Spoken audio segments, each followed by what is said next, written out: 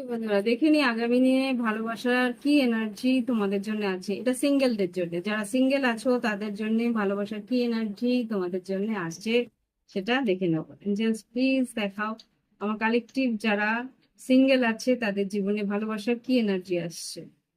Boundaries, friendship. আচ্ছা, তুমি হয়তো নিজের জীবনে একটা বাউন্ডারি ক্রিয়েট করে রেখেছো। এখানে লেখা আছে, আচ্ছা আমাকে একটু রিডিং গ্লাস পড়তে হবে, আদারওয়াইজ দেখতে পাবো না।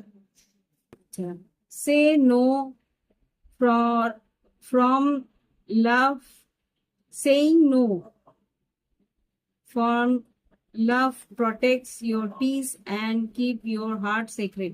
এখানে বলছে তুমি যাকে না বলছো সেটা কারণ আছে, কেননা তুমি নিজের ভালোবাসাকে প্রোটেক্ট করতে চাইছো, নিজের হার্টকে প্রোটেক্ট করতে চাইছো। ওকে, কিন্তু কোনো একটা বন্ধুত্ব তোমার জীবনে আসছে, ফ্রেন্ডশিপ।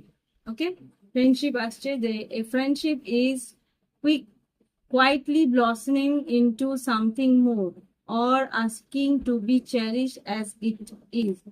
একটা বন্ধুত্ব এমন ভাবে তোমার জীবনে আসছে যেটা না তোমাকে বলছে এই সম্পর্ক আরেকটু মিষ্টি মতন হতে পারে, আর একটু নতুন কিছু আশা করতে পারো এই সম্পর্ক থেকে, বা যেরকম আছে সেটাকে সেইভাবেই তুমি অনুভব করতে পারো। ওকে, আর বটম অফ দ্য ডেক থেকে যেটা এসছে সেটা হচ্ছে ডিভোশন। ডিভোশন যেটা বলছে, a heart that consistently choosing you speaks louder than any promise.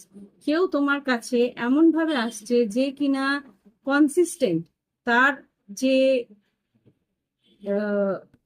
প্রতিনিয়ত একই রকম তার ব্যবহার, একই রকম ভাবে তোমার খেয়াল রাখা, একই রকম ভাবে তোমার দিকে এগিয়ে আসা, সেটা কিন্তু অন্য সব কথা থেকে, অন্য মুখে বলা যে প্রমিস, সেইগুলো থেকে কিন্তু অনেক দামি। সেই মানুষটা কিন্তু দীর্ঘকালীন সময় কিন্তু তোমার কাছে একই রকম ভাবে থাকতে পারে। তাকে কিন্তু বিশ্বাস করা বেশ একটা, কি বলবো, সেফেস্ট ওয়ে। তো আশা করি বুঝতে পারছো কে সেই মানুষটি তোমার জীবনে যে এতটা ডিভোশন দিতে চাইছে। ওকে, তো তার কাছ থেকে বাউন্ডারিজ রাখাটা কি ঠিক হবে সেটা তোমার উপরই ছাড়লাম।